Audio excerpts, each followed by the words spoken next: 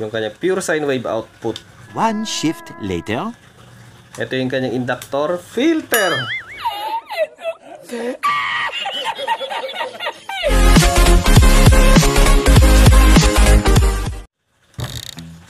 So, maraming nagre-request ng teardown video ni Yubao EN 300 watts. Kahit na maraming video na dito sa YouTube na teardown ng ganito, so gagawan pa rin natin kasi nga request ninyo. So, para sa mga hindi nakapanood sa unang video ko, yung aking unboxing tapos yung initial testing ko sa power station na to, ilalagay ko po yung link niya sa description box tapos sa top comment section. Tapos yung link ng product na to ilalagay ko rin po. Ito ang gagamitin natin. Parang nabukas ha. Dito sa ilalim.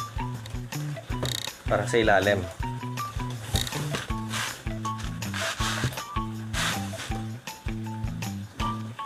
Oops, wala. Wala sa ilalim.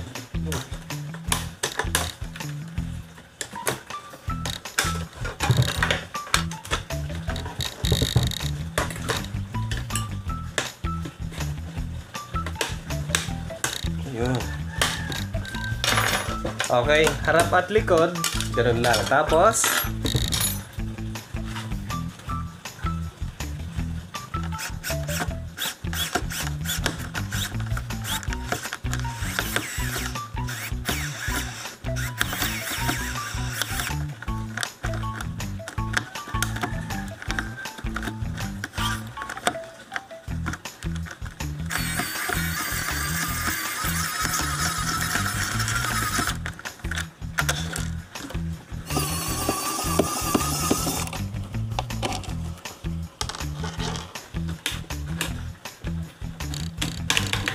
yun.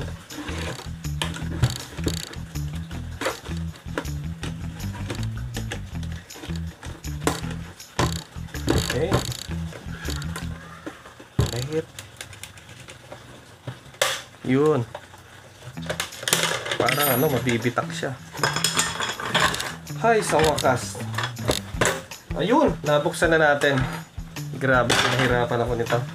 So, ayan guys, yung loob ni Yubao EN 300. Ito yung BMS niya, malaki. Tanggalin muna natin yung supply sa kanyang inverter kasi baka bigla siyang umandar, madisgrasya tayo. Oops. Ingat-ingat, baka gumala.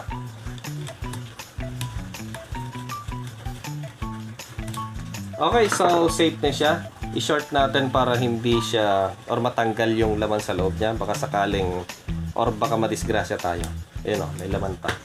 Baka umandar kasi bigla tayo makuryente. Okay, check muna natin yung kanyang inverter.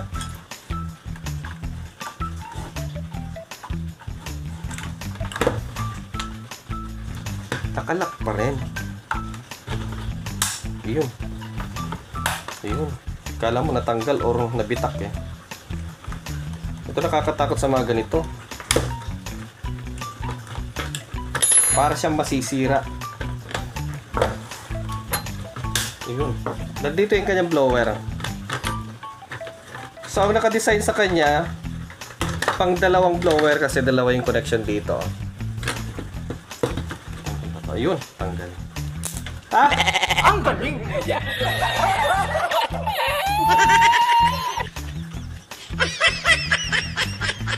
Pabalik ka ba talaga o hindi?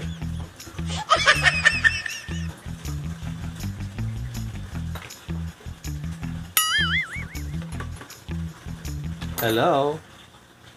Na-disgrasya kanina guys na namasyal yung isang wire. Di ko alam kung positive or negative dito sa linya dito. So hindi ko alam kasi nga may uminit dito. Hindi ko alam kung may na-damage. So tingnan natin kung may problema. Sa AC muna kasi yung importanteng bagay. Ayan, okay. Tapos yung kanyang waveform kung walang problema. Ayan, walang problema. Tapos yung sa kanyang mga DC outputs. Okay naman sa flashlight. Okay naman. Ay, nako. Kinabahan ako doon. At isa pang napansin ko dito guys, yung kanyang wire, yung balat niya parang ano, heat resistant or silicone. So subukan natin kung masusunog siya. Try muna natin sa ibang mga wire. Ito guys, yung ordinary wire, tingnan natin. Ayun oh, sunog oh. Subukan natin dito. Parang ano, parang. Subukan natin. Ayun oh, hindi siya masusunog oh. Para makita nyo. Okay, focus natin sa wire. Hindi siya nasusunog. Ayan o, walang damage. Subok natin sa wire na isa.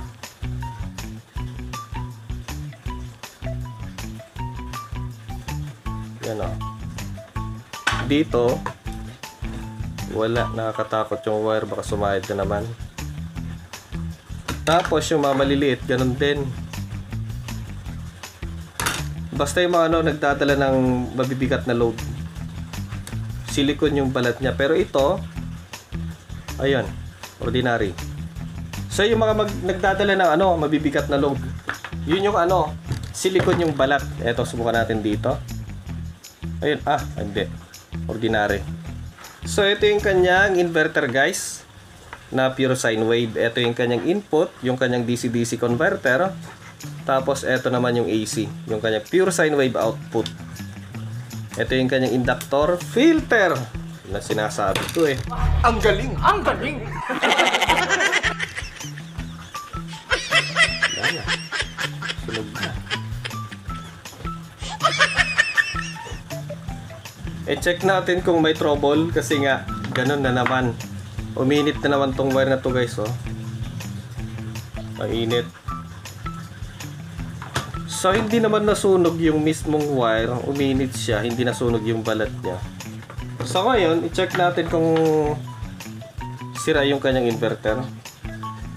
Dahil kung sira, di na natin itutuloy itong video.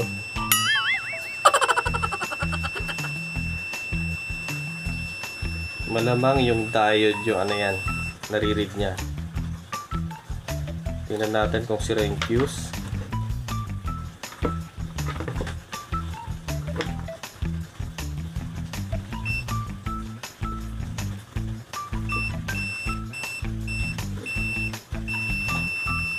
Okay naman yung fuse.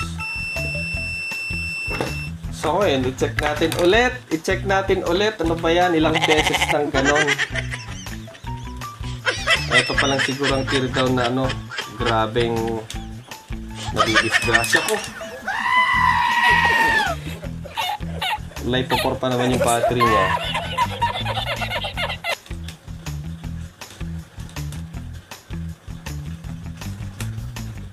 Okay, tapos yung positive. Tingnan natin kung ano, na-damage siya. Sana hindi.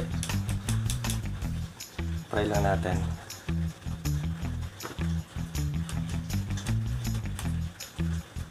Anong nangyayari kay Wad Bilsag?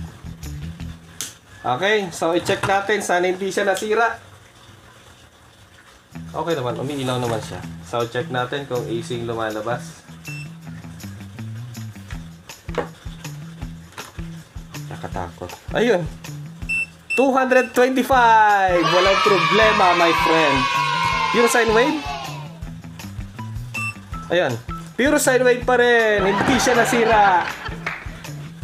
At least kahit pa paano na tetest natin yung kanyang ano, yung kanyang durability test. Ang galing mo talaga, bright. Umusok na. Lahat-lahat patay natin sa kanyang DC output. Ganon pa rin gumagana. Check natin kung totoo o hindi.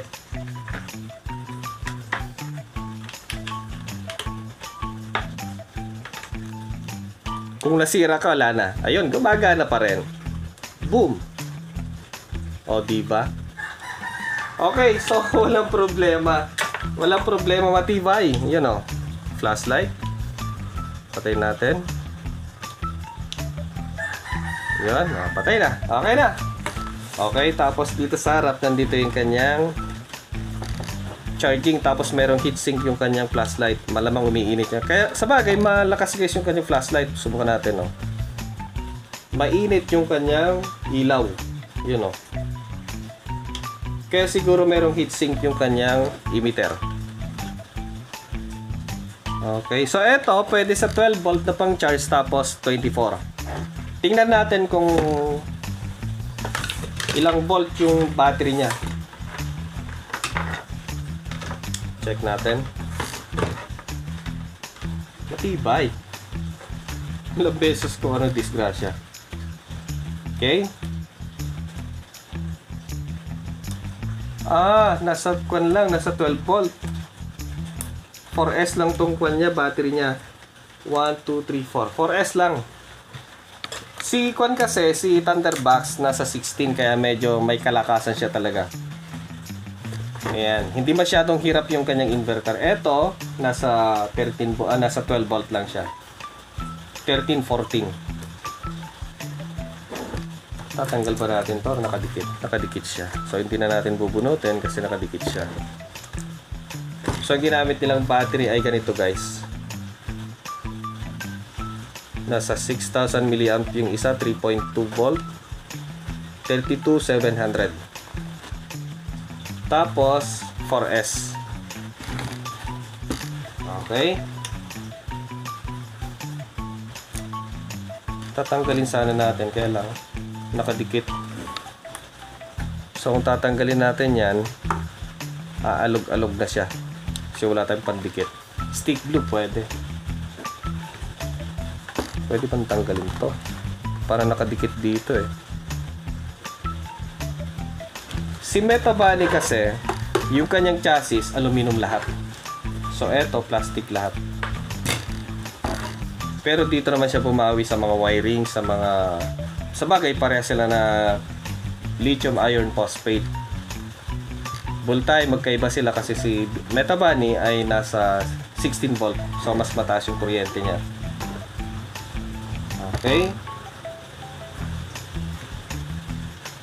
Hindi ko na guys binalik yung kanyang screw para kung sakasakaling bubuksan ko siya ulit, madali na lang. So tiwala naman ako sa lakas at higpit ng kanyang mga lock. Yan hindi madaling matanggal.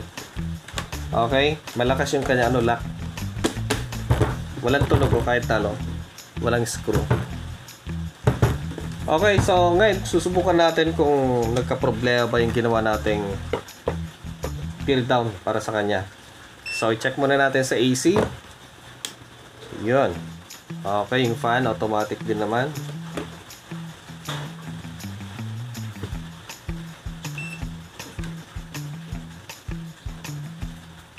Wow, 225 volt AC. Tapos yung kanyang waveform, siguraduhin natin baka may problema, nagka-problema, ganon. Yan, AC pa rin o pure sine wave pa rin. Tapos sa DC naman tayo, eto na naman. So check natin. Okay, sana hindi magka-problema. 13.3. Tapos sa kanyang flashlight, ayan.